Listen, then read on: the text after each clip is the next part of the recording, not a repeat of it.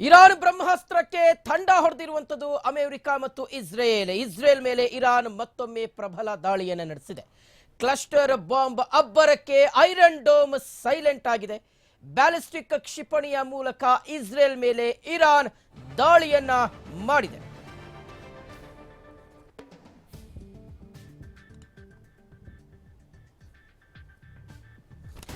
Iran ಬ್ರಹ್ಮಾಸ್ತ್ರಕ್ಕೆ America Israel ಥಂಡ ಹೊಡೆದಿದೆ. ಇಸ್ರೇಲ್ ಮೇಲೆ ಇರಾನ್ ಮತ್ತೊಮ್ಮೆ ಪ್ರಬಲ ದಾಳಿಯನ್ನು ಮಾಡಿರುವಂಥದ್ದು.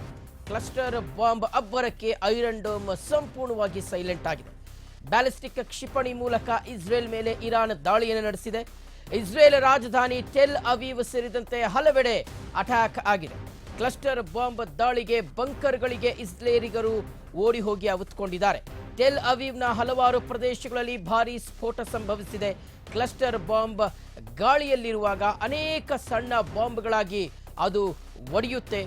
ದಾಳಿ ತಡೆಯುವಲ್ಲಿ ಇಸ್ರೇಲ್ನ ವಾಯು ರಕ್ಷಣಾ ವ್ಯವಸ್ಥೆ ಐರನ್ ಡೋಮ್ ಸಂಪೂರ್ಣವಾಗಿ ವಿಫಲವಾಗಿದೆ ಅಂತ ಹೇಳಲಾಗ್ತಾ ಇದೆ.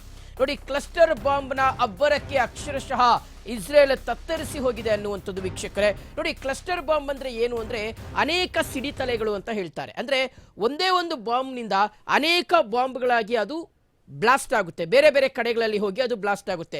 ಅದು ಒಂದೇ ಬಾಂಬ್, ಅದು ಆಕ್ಚುಲಿ ಅದು ಒಂದೇ ಬಾಂಬು. ಅದು ಸಿಡಿಯುವಂಥ ಸಂದರ್ಭದಲ್ಲಿ ಒಂದೇ ಬಾಂಬ್ ಆಗಿ ಸಿಡಿಯುತ್ತೆ.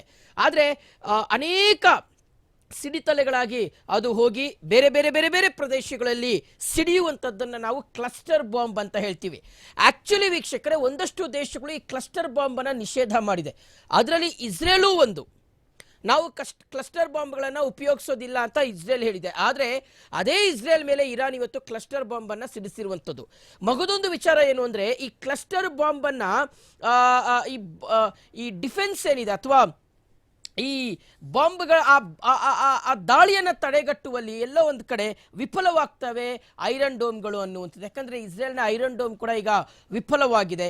ಇಂತಹ ಸಂದರ್ಭಗಳಲ್ಲಿ ಏನಾಗುತ್ತೆ ಅಂದರೆ, ಈ ಅನೇಕ ಸಿಡಿತಲೆಗಳಾಗಿ ಅದು ಬಂದು ಬ್ಲಾಸ್ಟ್ ಆಗೋದ್ರಿಂದ ಅದನ್ನು ನಿಯಂತ್ರಣ ಮಾಡೋದು ಅಥವಾ ಅದನ್ನು ನಾವು ಕಂಟ್ರೋಲ್ ಮಾಡೋದಿದೆಯಲ್ಲ, ಅದು ಅಷ್ಟು ಈಸಿ ಟಾಸ್ಕ್ ಆಗಿರೋದಿಲ್ಲ. ಸೊ ಹಾಗಾಗಿ ಈ ಒಂದು ಕ್ಲಸ್ಟರ್ ಬಾಂಬ್ ದಾಳಿಗೆ ಇವತ್ತು ಇಸ್ರೇಲ್ ತತ್ತರಿಸಿ ಹೋಗಿದೆ.